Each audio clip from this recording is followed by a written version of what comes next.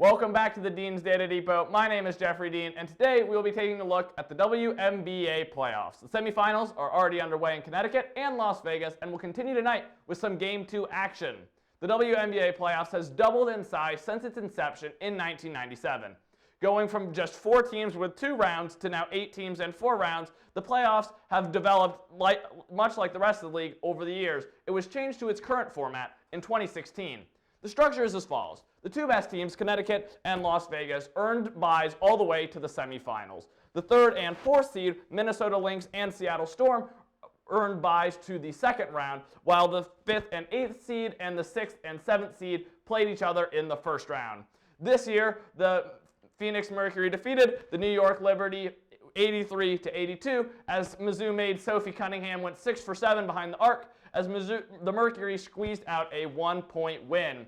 As the highest seed, this earned them a dance with the Seattle Storm in Seattle for the 2nd round after reseeding. This left the Chicago Sky, the 6th seed, who romped to a 17-point win over the Dallas Wings, to face the Minnesota Lynx in Minneapolis in the 2nd round. The Sky then defeated the Lynx by 13 points, setting them up to play the Connecticut Sun in the semifinals, while the Mercury beat Seattle in what might be Sue Bird's last game in her legendary career, as they move to Las Vegas to play the Aces in the semifinals. Both of those series opened their action on Tuesday. After that brief recap of the WNBA action thus far in the playoffs, that leaves the 4 remaining teams to be Chicago, who defeated Connecticut, and Las Vegas, who defeated Phoenix in those Game 1 action. Now, Las Vegas has home court advantage for their matchup versus Phoenix, and they are now have almost reached the top of the mountain after moving to Las Vegas in 2017. They reached the finals last year, only 3 years removed from a dreadful stretch in which they finished worst in the league 3 consecutive seasons while still in San Antonio, before packing up and heading to Las Vegas. Now, they were swept by the Storm in the finals last year, and though they shared the best record in the league at 18-4 in the COVID-shortened season, they were no match for a high-powered Seattle Storm team.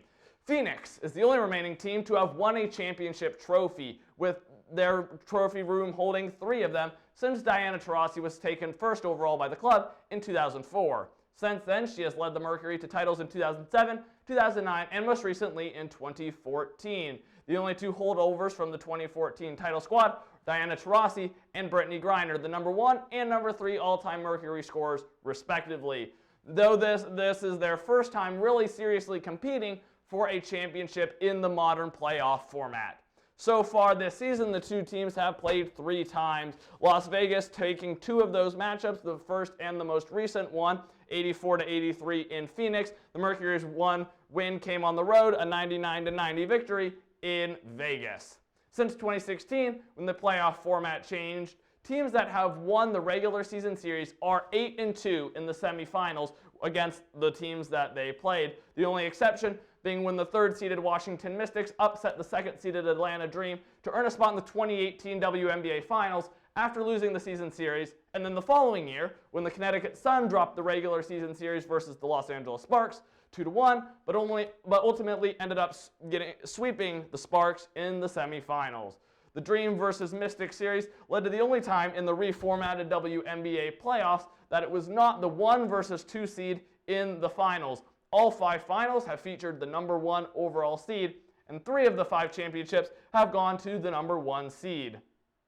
The biggest player this series is going to be Diana Taurasi. She is a stud and the all-time leader in points in the WNBA all-time by nearly 1,700 points. The 17-year WNBA vet led her Phoenix Mercury to a 12-4 record when she was available to play, and they were just 7-9 in the 16 games that Taurasi was injured for. That injury has lingered over into the playoffs and might have affected her Game 1 performance, but she shrugged that off, pouring in 20 points in 21 minutes in a close loss to the Aces. On the other side, Las Vegas is bringing an ace of their own up their sleeve with the 6th player of the year, Kelsey Plum. She has one of the most balanced scoring profiles on her team, trailing only Kelsey Gray for standard deviation by scoring location. That includes 3-point shots, free throws, points in the paint, and mid-range shots. She has also come alive over the last month of the season, going from 12.8 points per game over the first 20 games of the season to a team best 21.7 points per game, a jump of nearly 9 points in the last month. Her 25 points on Tuesday against the Mercury was the second highest in the game behind her teammate Raquana Williams. Her 21.7 points per game is also the second highest total in the WNBA over the last month of the season.